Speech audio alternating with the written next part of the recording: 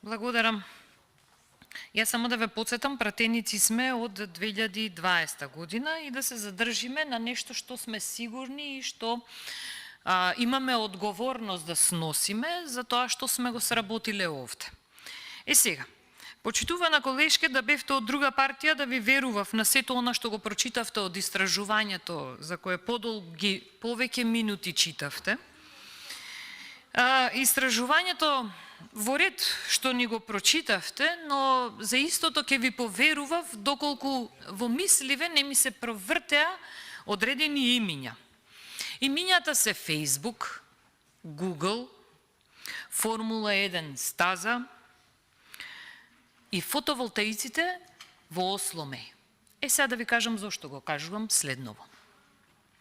Дали не правевте вие и вашата партија, почитувана колешке, реклами за Facebook дека ќе го донесите овде? Дали вие не правевте и вашиот поранешен председател на партијата, менторот на сегашниот што е трајно неспособен, дали тој не излегуваше да кажува дека Google ќе го донеси во државава? Дали тој не ветуваше дека Формула 1 стаза ќе направи во државава? И она што најмногу сакам да се задржам е на лицемерието кое го покажувате, а тоа е фотоволтаиците во Осломеј. Таа проблематика се провлекуваше многу време. Помпезно беше најавувана, замислете, дури првенствено Заев, па Оливер Спасовски стана технички премиер како одеше и тој повеќе пати. Ја имам целосна анализа, но не ја имам овде за да ви ги кажувам точните дати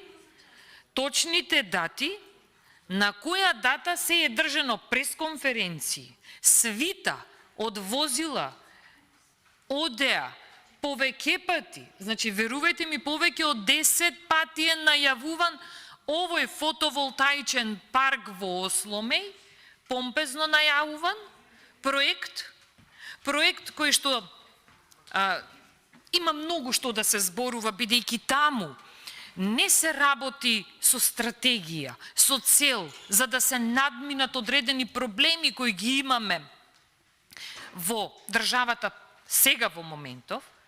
Значи, повеќе пати ги најавувавте, ја најавувавте инвестицијата, значи Заев одеше да се слика, Оливер Спасовски неколку пати одеше да се слика, сите одеа таму и Ковачевски на крај кога отиде да се слика, се запали инвестицијата, се расипа. И сето тоа ни дава до знаење дека ни најмалку не сте се надминале и не сте надминале ситуацијата, бидејќи ми зборувавте за нешто како анализа во период од 2017 година до 2010 години наназад. Па сега јас само да ви кажам, дали може би не ви значат овие имиња сега што ќе ги прочитам и на граѓаните што се таму вработени да одите да им објасните. Бидејќи ја не знам дека некој од Македонија, значи да живее во Македонија, може би некој македонец работи во овие предпријатија, фирми, дали некој во Македонија работи во Facebook, во представништво на Google во Македонија, овде може би има, Формула стазава каде ја отворивте, не знам, и така натаму, ама јас знам дека голем број на граѓани работат во Кромберт и Шуберт, ОДВ, Костал, Джонсон Мети, Ван Хол, Джонсон Контролс и така натаму. Работат луѓе таму. И ако тие инвестиции биле помпезно најавувани, верувам дека имало зошто биле помпезно најавувани, затоа што голем број на граѓани работат таму и денес, нели, земаат пари од таму. Сега кога сме кај пиарот, бидејќи пиарот неколку пати ми го спомнавте, и не беше пиар да најавувате дека ќе правите довршување на изградба на нов училишен објект, Основно училиште Димитар Македонски, населба Лисиче аеродром. Вашата програма. 149 страна. Изградба на математичко-информатичка гимназија во Скопје. Нов училишен објект во Љубош, село Батинци. Изградба на нов училишен објект во населба Визбегово Бутел. Изградба на нов училишен објект во село Клуковец Велес, во Мала Речица, во Селце, во Чучер Сандево. Изградба на нов училишен објект во Климент Охридски, основното училиште, населба Драчево има овде.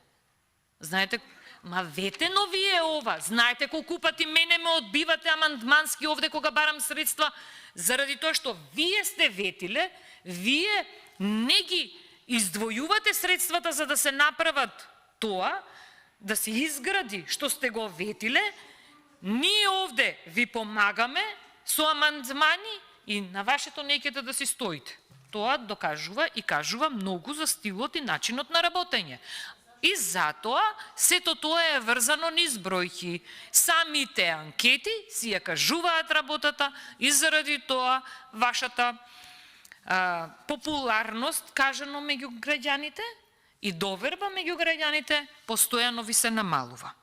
Ке продолжи да ви се намалува довербата кај граѓаните заради тоа што во буџетов за купување на возила, замислете, во 2023 година, во година кога имаме криза, не една, повеќе, да ви ги набројам, економска, енергетска, здравствена, образовна, оние 21,5 милиони евра што ги спомнавте, заем за образование, шкафчиња првин купи Мила Царовска во МОН.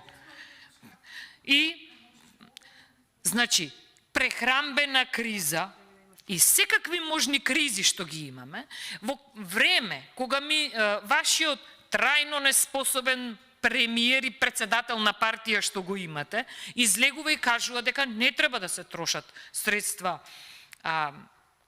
ненаменски, значи средства кои не е исправно во овој период да се трошат, вие имате во овој буџет, отворете си да видите, дека имате од прилика повеќе од 1.700.000 евра за набавка на коли. Ке ви паѓа довербата. Знаете зошто? Заради разни трансфери. Имате 487 милиони евра во 2023 година разни трансфери.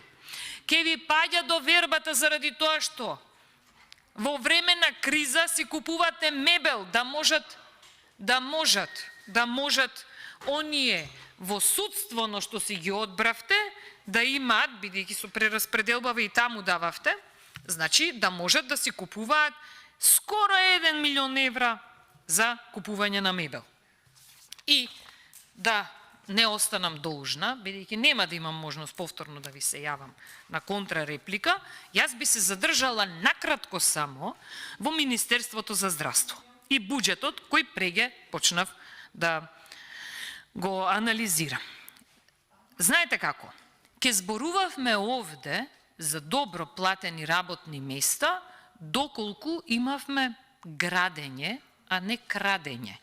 Сега, изградба на нов клинички центар во Скопје и Штип.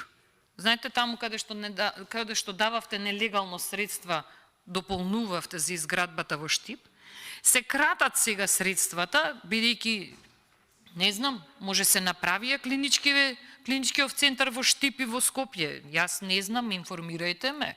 Ја немам видено дека имаме нов клинички центар во Скопје и Штип, ама власта, предводена од СДСМ и ДУИ, си крати финанси за оваа намена. И сакам да се задржам на нешто, а тоа е превенција од кардиоваскуларни болести. За оваа ставка власта крати околу 18 милиони денари. Но за промоција на меѓуетнички односи, квалитетно, постојано, во Министерството за политички системи и односи помеѓу заедниците се даваат средства за прослави. А Република Македонија, според статистиките, вика, значи не мои статистики, Државен завод за статистика, вика дека има повеќе од 42% населението кое починува во текот на годината, повеќе од 42% водечка причина за смртност во Република Македонија е баш тоа, кардиоваскуларни болести. Сега јас ќе ве прашам, во буџетов што го фалите, нема доволно средства за превентивни програми за малигни заболувања. Нема доволно средства за пациентите со ретки болести, за пациентите со ХИВ, за трудниците кои поради одредени причини изгубиле осигурување. Нема доволно средства ни за ослободување од партиципација на пензионерите со најниски пензии и одделни социјални категории. Нема основна терапија на позитивна листа за пациентите со малигни заболувања. А да не зборуваме за најсовремената биолошка терапија, која е мисловна именка за најтешките пациенти. Нема сензори за мерење на гликемија. Нема средства за едукација на медицински кадар. Иако тоа ви е забележано во извештајот на Европската комисија, нема ревидирање на позитивна листа на лекови.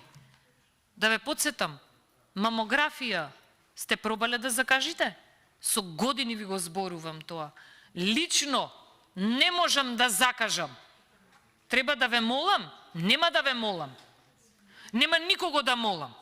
Затоа што како тргнало овде, ние само заглавуваме со дискусии за тоа што се случувало во минатото, а иднината не можеме да ја видиме, заради тоа што со сигурност знаеме дека нема да ја дочекаме, бидејќи смртноста не е само од кардиоваскуларните болести кои сега ги спомнав, туку смртноста е и од ја имаме и од болести, но исто така ќе ја имаме и од глад. Ви благодарам. Ви благодарам и на вас за повторна реплика.